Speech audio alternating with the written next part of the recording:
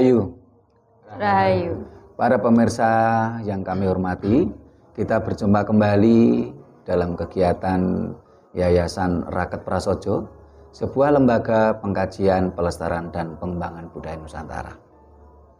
Nah, para pemirsa, kita masih dalam suasana kedatangan tamu kehormatan kita dari Kebumen, seorang mahasiswi Prodi Pendidikan Pengayat kepada Tuhan Yang Maha Esa, Fakultas Bahasa dan Budaya dari Universitas 17 Agustus 1945 Semarang atau UNTAD.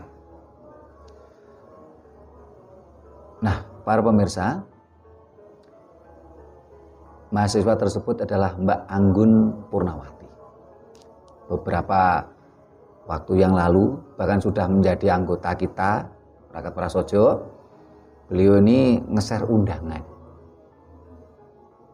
Waktu itu undangan mengundang dan mohon doa restu. Beliaunya ini jadi pengantin. Bahkan pengantin dengan tradisi dan konsep Jawa.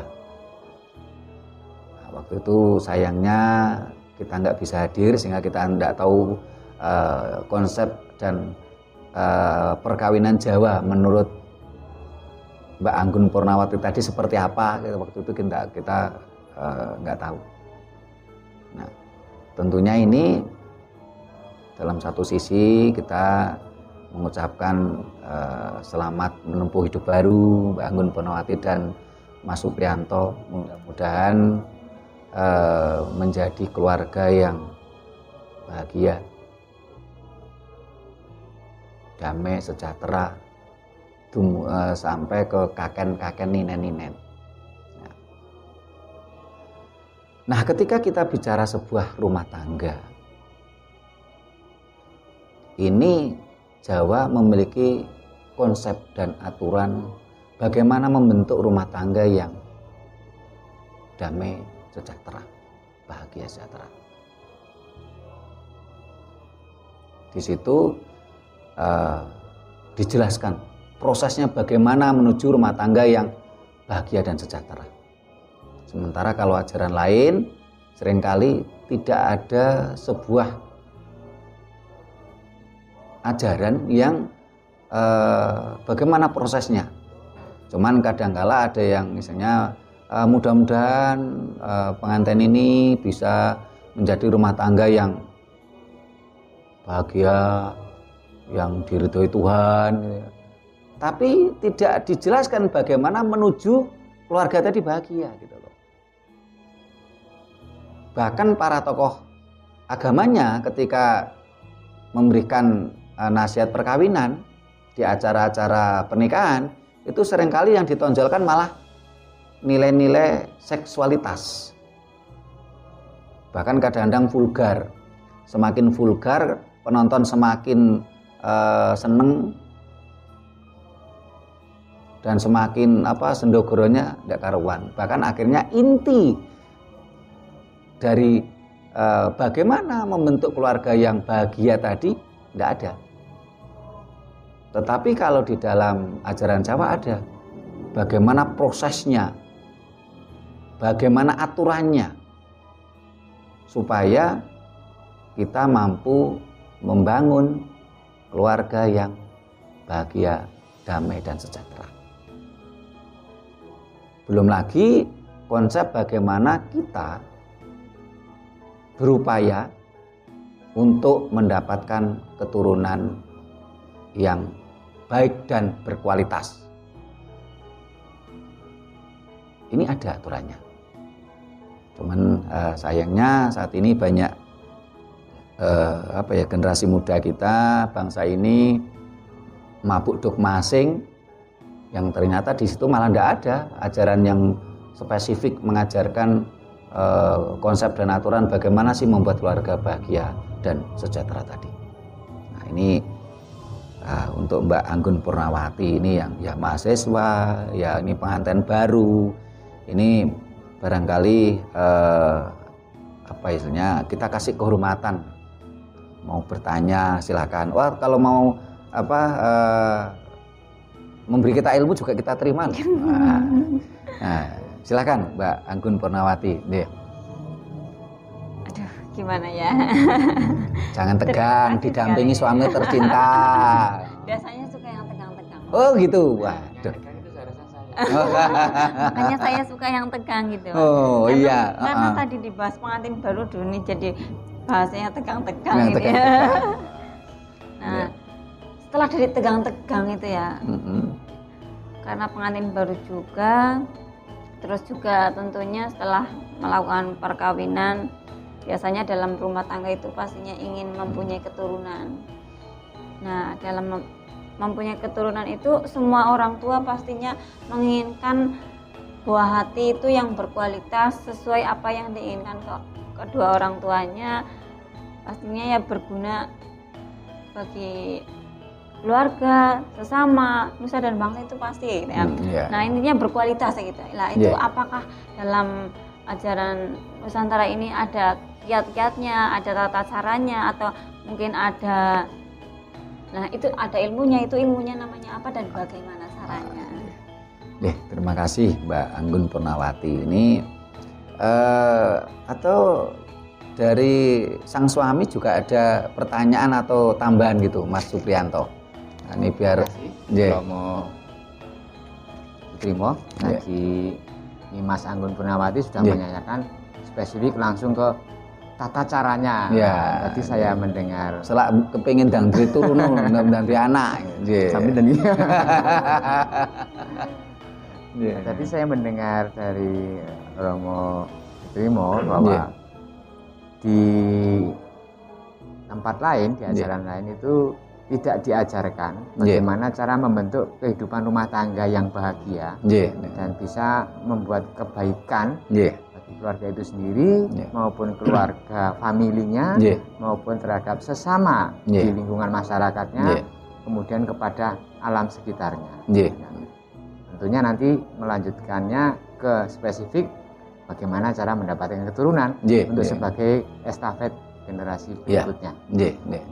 Nyuwun pitedah. Terima kasih Mas Supriyanto. Ini yang satu rombongan ini Mas Izul ini. Coba nih mic-nya, coba. Kalau mau jawab boleh loh Mas.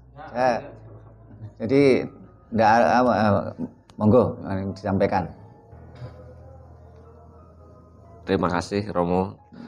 Tidak ada yang bisa saya sampaikan. Saya sebenarnya kalau saya mungkin mau ngomong lebih jauh, saya belum sampai Romo. Jujur aja, nanti malah jadi ikut kacau saya. Saya tak mendengarkan aja Romo. Makasih Romo. Makasih. Pak Gus ada yang mau disampaikan? Udah. Baik, terima kasih. Kita pertanyaan suami istri tadi. Yang istri sudah nggak sabaran, kebelet pengen punya turun. Mengingat usia Pak. Katanya masih muda. Itu lain lagi kalau jalan sendiri. Yang suami yang ditanyakan malah proses bagaimana rumah tangga itu bahagia. Seharusnya yang terpenting itu proses bagaimana rumah tangga itu bahagia. Perkara keturunan itu kan kehendak alam. Sekarang kalau suami istri tidak punya keturunan, apakah terus harus cerai? Kan seharusnya kan tidak. Tetapi bagaimana rumah tangga tadi yang bahagia, yang sejahtera, yang damai, itu kan lebih penting. Nah, perkara ada turun, ya kita syukuri. Kalau nggak ada pun tetap damai, sejahtera, bahagia. Itu yang penting gitu loh. Memang kalau saya pelajari di ajaran-ajaran lain itu seringkali cuma mengatakan mudah-mudahan pengantin ini lampunya terang. Tapi tidak diceritakan bagaimana kalau lampu ini terang. Kan tentunya lampu ini terang kan ada prosesnya.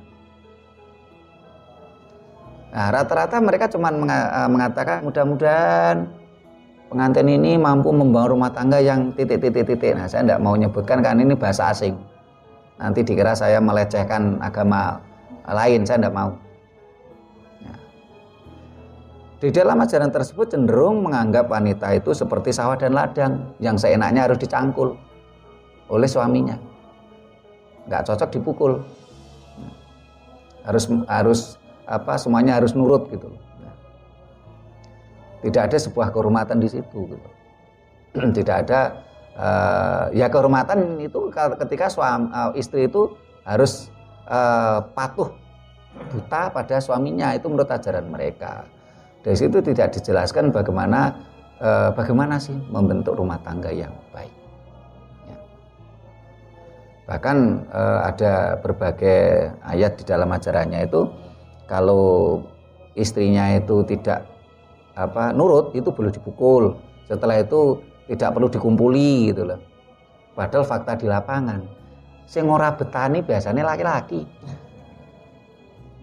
Kalau mau jujur loh ya, ini termasuk para pemirsa ini, kalau mau jujur loh ya, ini sing sering nggak betahan itu kan laki-laki gitu loh.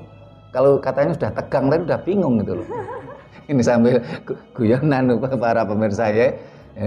Nah, tetapi ajarannya mengatakan kalau istrinya nggak nurut pukul, kalau nggak jangan kumpuli, ya. Jangan dikasih nafkah biologis katanya. Tidak usah dikumpuli. Nah, sementara fakta di lapangan yang sering kali kebelet ya, itu kan pihak laki-laki gitu loh. Sampai boro-boro mau ngasih sanksi istrinya nggak usah dikumpuli, wong dia sendiri nggak kuat. Sampai kadang-kadang satu pasangan nggak cukup. Ya, ini kan antara ajarannya dengan praktek di lapangan kan nggak sinkron gitu loh. Nah, bagaimana kalau di dalam ajaran Jawa? Ajaran Jawa ini sekilas saja, karena mohon maaf nih pemirsa, sebenarnya kalau kita bahas ini bisa 2 judul ini, tapi karena ini mumpung tamu kehormatan kita jauh-jauh dari Kebumen ya, ini supaya sebenarnya 2 judul kita jadikan 1 judul gitu, 1 bahasan. Nah, ketika bicara bagaimana proses menuju rumah tangga yang baik, yang bahagia, ya, yang sejahtera, yang damai, ya. Ketika ada ajaran lain mengatakan dalam rumah tangga itu harus ada nafkah 2, nafkah lahir dan batin. Nafkah lahir itu manifestasikan kebutuhan duniawi, ya, jadi makan, ya, pakaian, itu kebutuhan lahiriah. Batin ini mereka terjemahkan adalah kebutuhan seksual. Sehingga tadi ada bahkan dalam ajarannya dikatakan kalau istri nggak nurut itu boleh dipukul. Setelah itu dikasih hukuman nggak usah kumpuli, nggak usah digauli. Padahal fakta di lapangan yang nggak kuatan laki-laki, kadang-kadang malah nggak cukup 1 pasangan. Ini fakta di lapangan. Nah, kalau menurut ajaran Jawa, untuk membentuk rumah tangga yang bahagia itu harus mampu memberikan nafkah 3 hal, nggak cuma 2. 3 hal tadi, yang satu adalah jana loka, nomor 2 indra loka, yang nomor 3 yang nomor 1 jana loka, nomor 2 itu adalah indra loka, yang nomor 3 guru loka. Bahkan seksual tidak termasuk dari 3 hal ini kalau dalam ajaran Jawa. Kenapa? Karena seksual itu adalah kebutuhan biologis, bukan nafkah rumah tangga. Tanpa berumah tangga, sapi bisa melakukan hubungan seksual.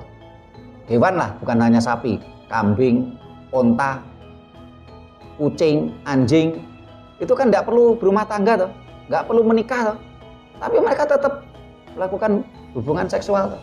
Karena hubungan seksual itu adalah kebutuhan biologis. Dan nggak cuma manusia saja, nggak cuma hewan saja, bahkan tumbuhan pun memiliki kebutuhan biologis.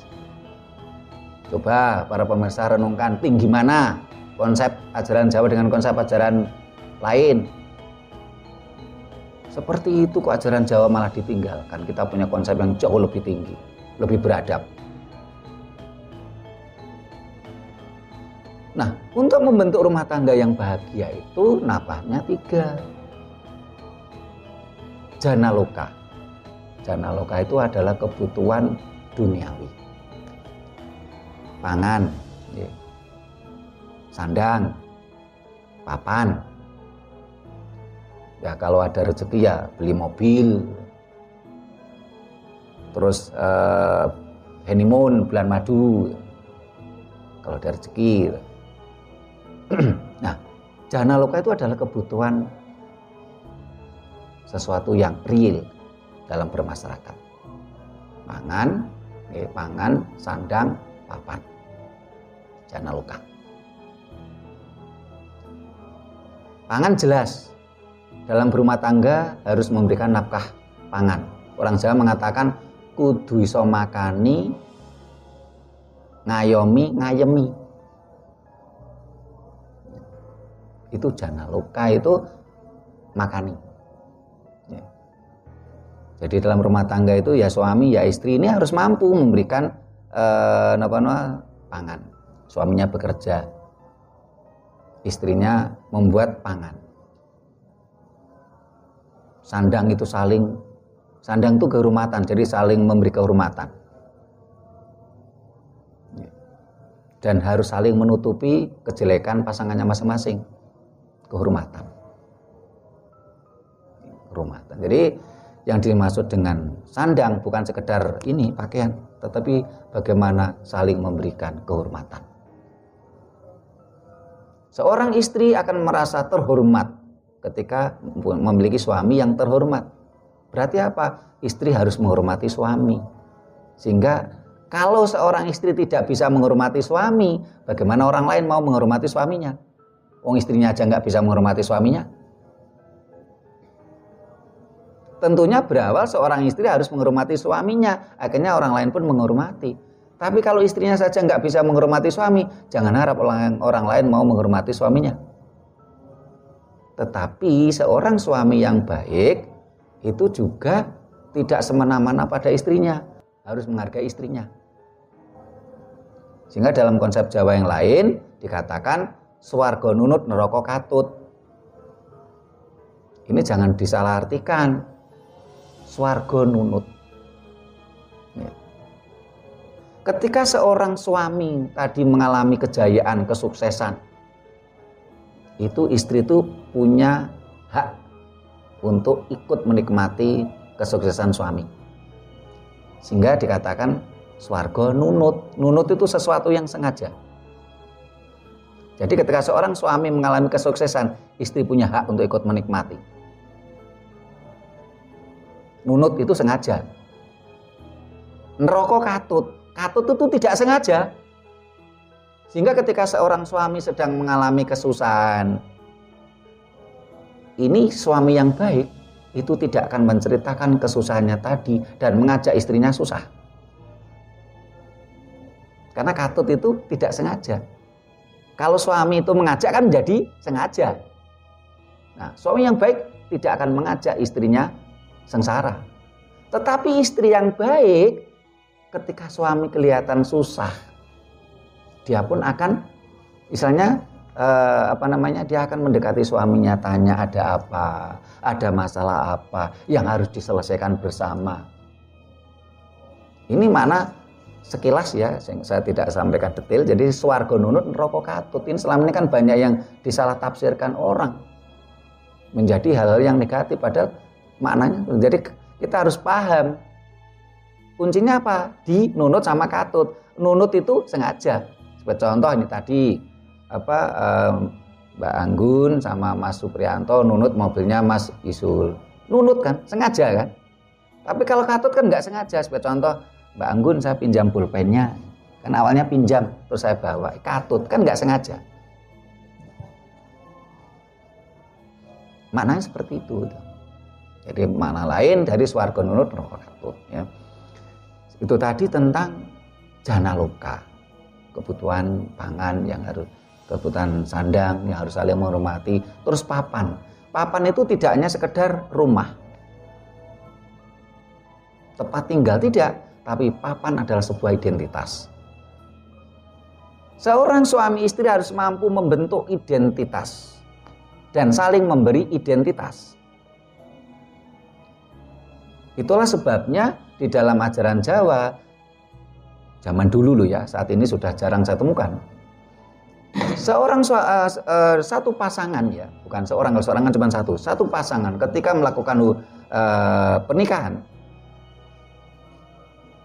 ini setelah menikah akan diberi nama tua oleh keluarganya, keluarga besarnya. Ini kan membentuk identitas.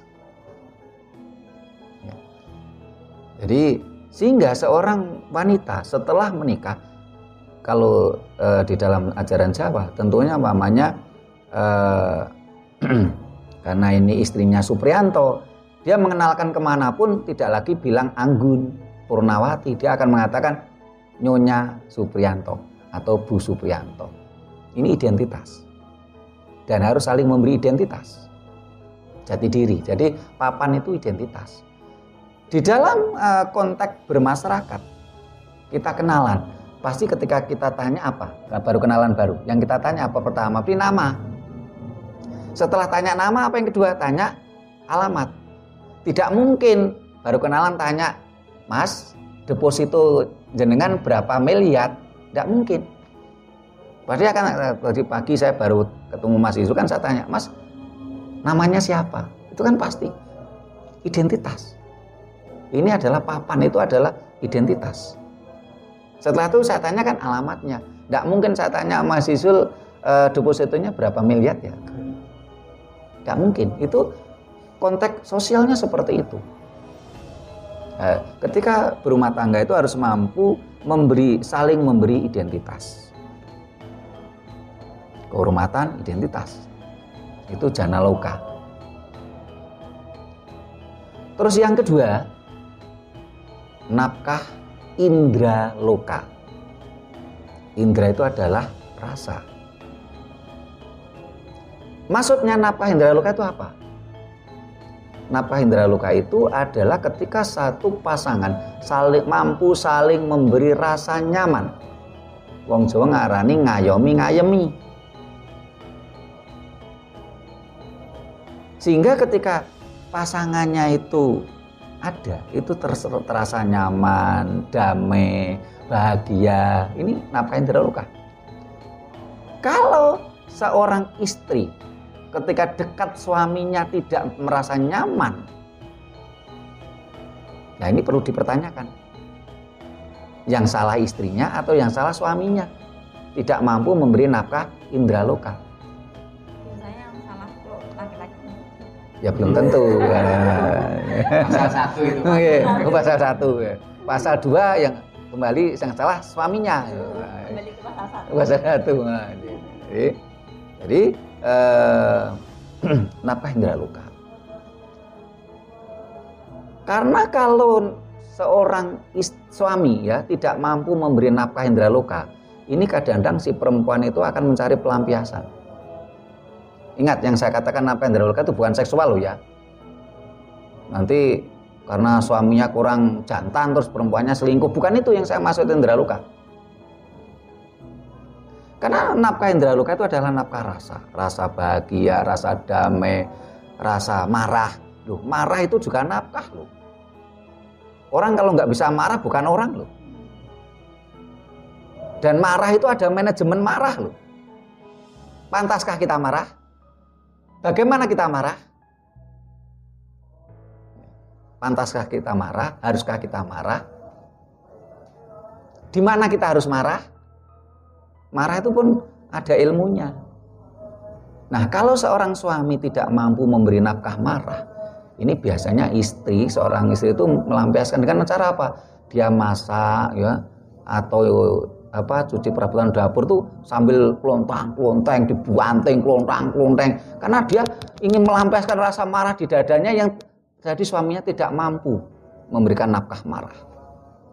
Karena biasanya itu kalau suami yang ego, istrinya mau marah itu malah dia marah duluan, akhirnya istrinya down, nggak jadi marah. Tapi begitu juga sebaliknya, istri pun juga harus mampu memberi nafkah indra loka pada suaminya. Mamanya suaminya di pekerjaan sedang ada masalah dengan bosnya gitu loh, dia susah gitu loh. Ya. Kadang-kadang karena kecewa marah. Kadangkala istrinya pun tidak mampu memberi nafkah rasa itu tadi, rasa indra loka tadi pada suaminya. Akhirnya yang terjadi, akhirnya banyak ketidaksinkronan. Nafkah indra loka tidak terpenuhi. Ini awal-awal keretakan rumah tangga. Otomatis ini tidak bahagia. Nah, ini nafkah indra loka. Jadi kalau istri kita marah atau suami kita marah, berilah nafkah marah pada pasangan kita. Dengarkan dulu dia bicara apa. Jangan istri mau marah malah kita marah duluan. Tidak boleh seperti itu. Harus ngayomi dan ngayemi. Namanya nafkah itu saling. Jadi bukan satu arah. Namanya nafkah itu kan bukan satu arah, tapi nafkah rumah tangga itu istri juga butuh, suami juga butuh.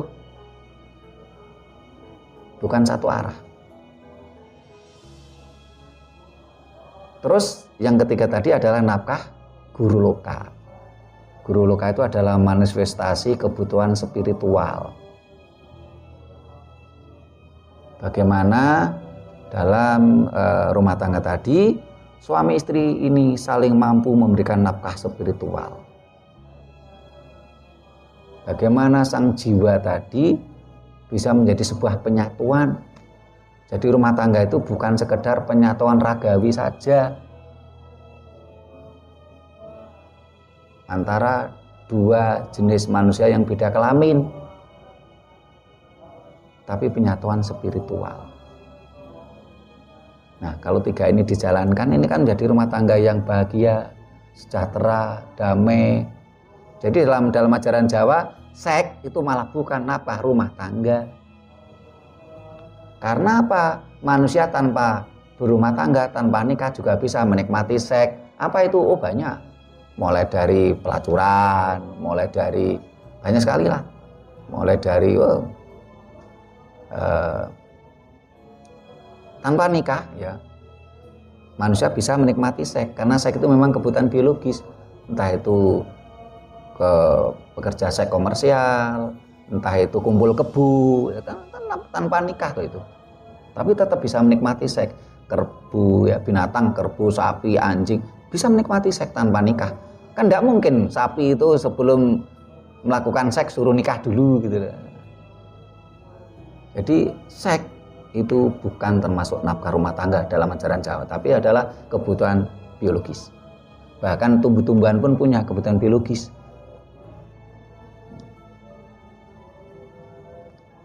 Jadi nafkah jana loka, indra loka, guru loka. Ini tidak saya detailkan karena, tapi ini saya yakin sudah memberikan gambaran jelas ya, Mas Supriyanto, ya, walaupun nggak saya detailkan kan ya.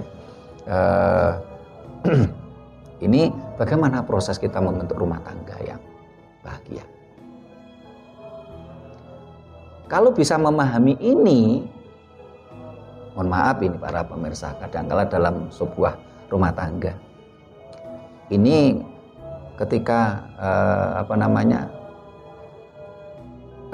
seks itu menjadi panglima, rata-rata malah rusak. Padahal seks itu bukan nafkah rumah tangga. Kalau yang kuat seksnya itu laki-laki, akhirnya laki-laki selingkuh atau poligami. Tapi kalau yang kuat seksnya itu perempuan, akhirnya dia cari laki-laki lain. Dengan alasan, oh suami saya nggak bisa apa-apa loh. Kok nggak bisa apa-apa kok sampai punya anak 2? Lo kan kemarin loh. Kalau mau sehatnya ya jangan terus ditolak ketika suami sudah nggak bisa apa-apa.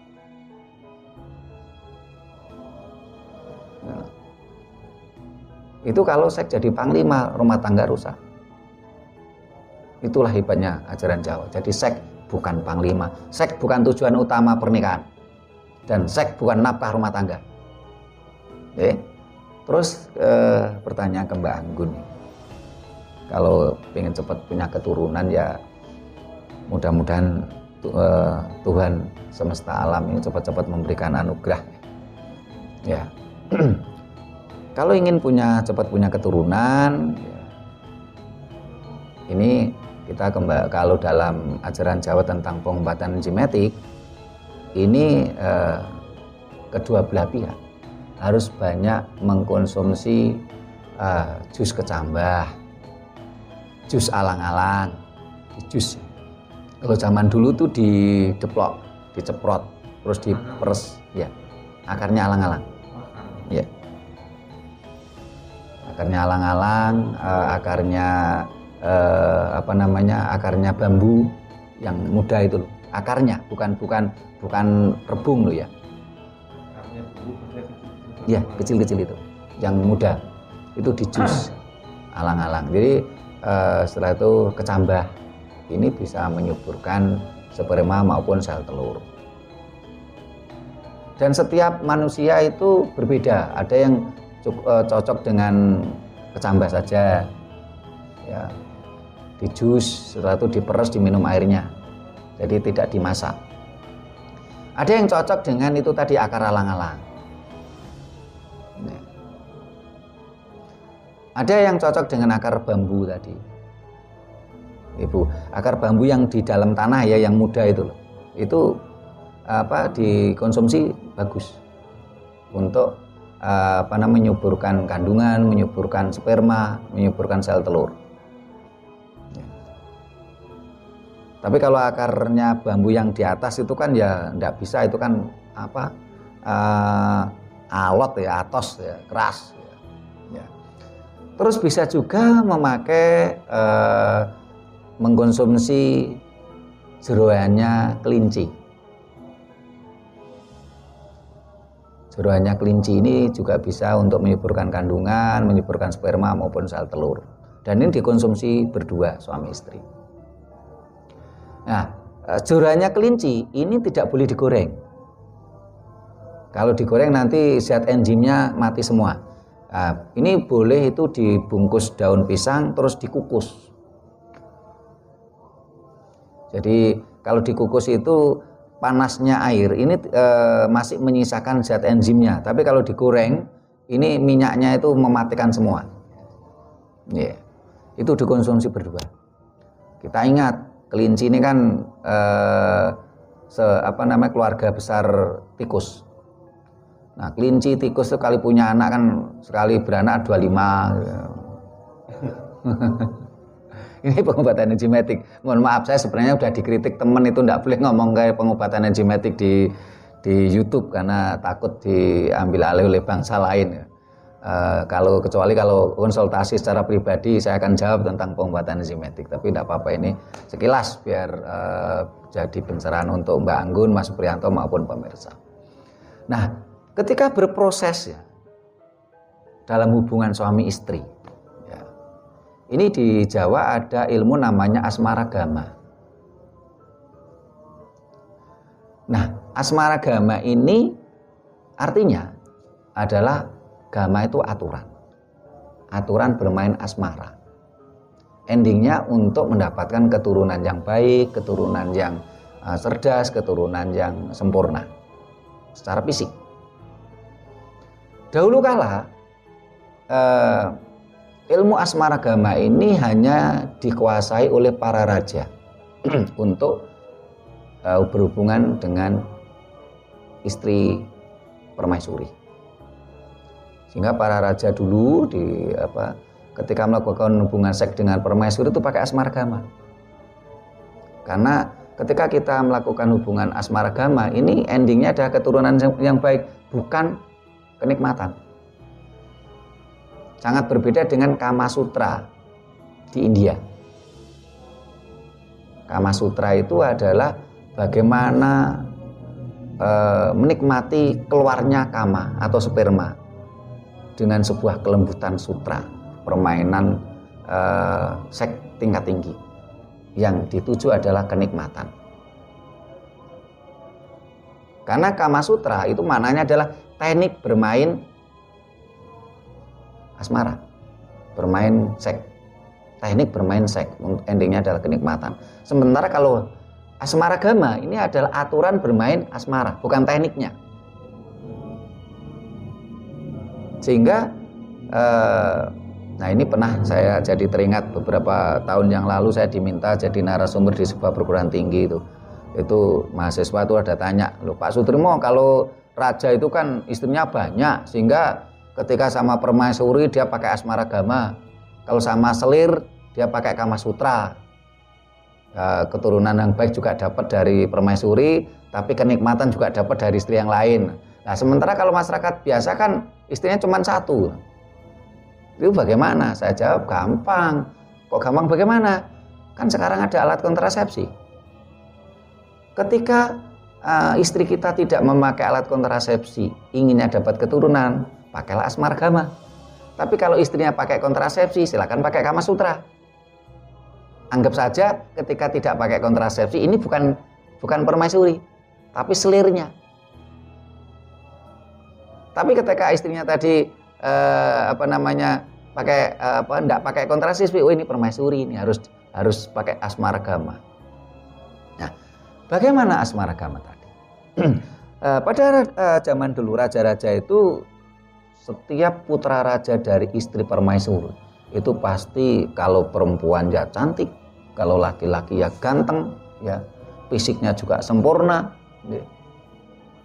cerdas, siap menggantikan kedudukan-kedudukan di kerajaan. Tetapi kalau raja itu punya anak dari selir, jadi kalau di dalam peradaban Jawa itu ada istri permaisuri, itu pasti satu, karena permaisuri itu lambangnya kepala. Setelah itu istri ampean, itu 4. Ampean itu tangan 2, kaki 2. Terus selir bisa banyak. Selir itu dari kata selo. Jadi pas waktu longgar. Sehingga putra raja yang dari istri yang bukan permaisuri itu kadang-kala ada yang cacat, ada yang bodoh.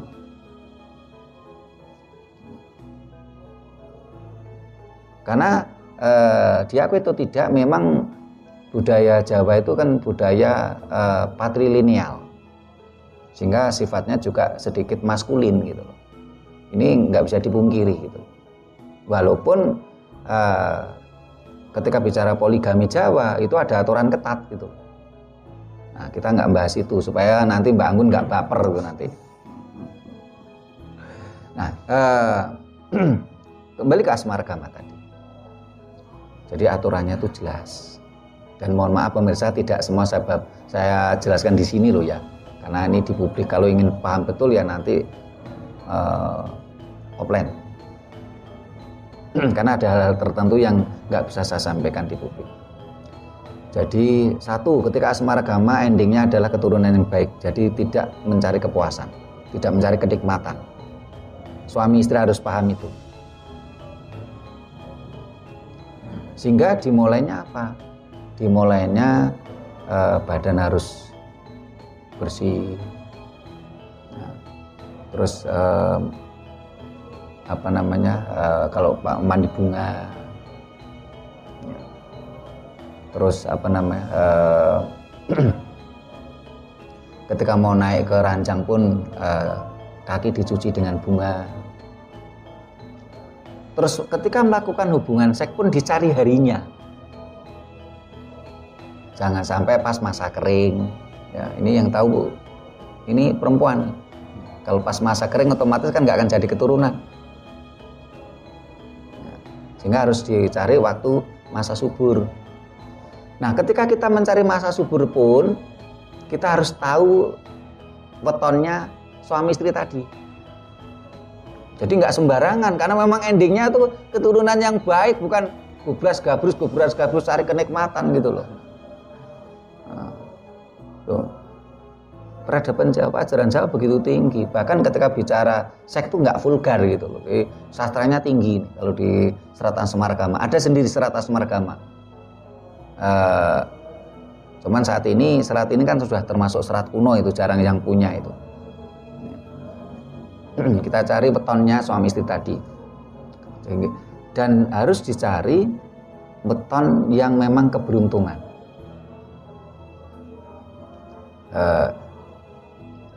Mohon maaf, weton kan nggak bisa dicari. Jadi untuk melakukan hubungan seks tadi, untuk melakukan asmaragama itu harus dicari hari keberuntungan maksud saya. Jadi harus tahu wetonnya dulu, dihitung. Nah setelah itu dicari hari keberuntungan. Dan ingat, berkali-kali saya sampaikan, weton manusia ini merupakan titik lemah sang manusia itu sendiri. Ini yang harus diwaspadai, dan tidak boleh bekerja keras, dan tidak boleh untuk melakukan hubungan seks pada hari weton. Kenapa kok dikatakan itu titik lemah? Karena pada waktu kita dilahirkan, waktu seorang anak manusia dilahirkan, entah itu kelahiran normal maupun sesar, itu sama saja. Pada waktu itu tubuh anak manusia tadi mengalami pelenturan tubuh. Itulah sebabnya ajaran Jawa mengatakan puasa weton itu wajib. Karena sang anak manusia tadi ketika pada hari dia dilahirkan, ini merupakan titik lemah. Sang anak manusia tadi mengalami pelenturan tubuh. Kalau sang anak manusia tadi, sang bayi tadi tidak mengalami pelenturan tubuh, mohon maaf, nggak bisa keluar. Wong dalane bayi itu sak piro gitu loh. Mohon maaf, saya tidak bicara porno. Vagina istri kita, vagina ibu kita kan seberapa? Kalau sang anak manusia tadi, bayi tadi tidak mengalami pelenturan tubuh, dan itu memang anugerah Tuhan, pelenturan tubuh tadi, nggak bisa keluar. Enggak, kalau kita ingin endingnya mencari keturunan yang baik, ini tidak boleh pas weton kita untuk melakukan hubungan seks, dan kita harus puasa weton. Ini beberapa aturan asmaragama, ribet kan? Tapi kalau memang kalau ingin endingnya baik kan memang harus sedikit ribet gitu loh. Tidak gubras-gabrus hanya sekedar cari kenikmatan. Tidak hanya sekedar cari kepuasan gitu loh. Nah, setelah itu tidak boleh saling mempermainkan kemaluan pasangan, dan tidak boleh memandang kemaluan pasangan. Nah, kalau Kama Sutra boleh, malah dianjurkan itu saling memberi foreplay katanya, kalau istilah anak muda itu. Kalau asmaragama malah tidak boleh. Nah, ini yang lain-lain mohon maaf tidak saya sampaikan, karena ini arahnya kan pelajaran untuk dewasa, sementara pemirsa kita kan takutnya nanti ada yang melihat itu yang anak-anak gitu loh. Ada lagi yang ditanyakan?